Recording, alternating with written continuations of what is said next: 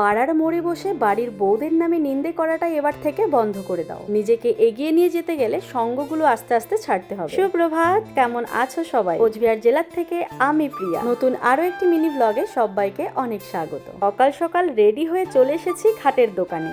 হ্যাঁ বন্ধুরা, জীবনে প্রথম কাঠের খাট বানাচ্ছি। আগে তো শুনতাম 10,000 টাকাতে সুন্দর খাট হয়ে যেত, কিন্তু আজকাল যা খাটের দাম বেড়েছে কি বলবো। এখন যেই খাটটাতে বসে আছি এটা বক্স খাট নয়, এটা নর্মাল একটা খাট। দেখলাম আমার খাটটা এখনো তৈরি হয়নি, তাই সেখান থেকে বেরিয়ে আসলাম। ইচ্ছে ছিল পয়লা বৈশাখের আগেই খাটটা নিয়ে ঘরে ঢোকার জন্য অর্ডার করেছিলাম এই সুন্দর সুন্দর বেডশিট গুলো। এই যে বেডশিটটা দেখতে পাচ্ছ, এটার সাথে পর্দাও কিন্তু ফ্রি রয়েছে, সাথে বালিশের কভারও রয়েছে। এতটা ভালো লেগেছিল কি বলবো। যাই হোক, খাট তো এখনো তৈরিই হয়নি, কিন্তু বেডশিট তো আমার চলে এসেছে।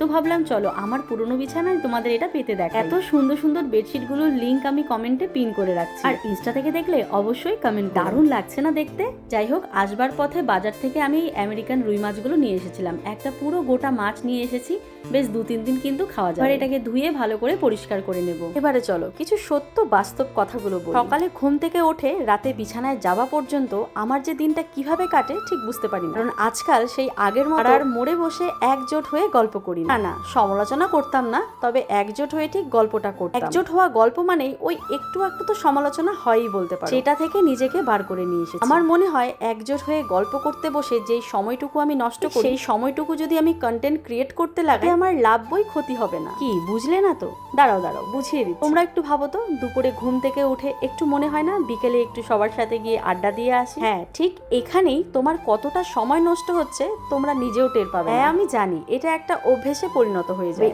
এই অভ্যেসটাকে আস্তে আস্তে পাল্টাতে হবে। তখন তুমি নিজেকে ভিড়ভাট্টা থেকে দূরে সরিয়ে নিয়ে আসবে, তখন শুধু ফোকাস থাকবে নিজের কাজে। যেই কাজে তুমি সাকসেস পাচ্ছ না সেটাকে ভালো করে করার সময় পাবে। বিকেলবেলা করে ঠিক যেই সময়টা নষ্ট করছো সেটাতে করে লোকের ভিডিও দেখো। এবারে বলি, কাদের ভিডিও দেখবে বলো তো?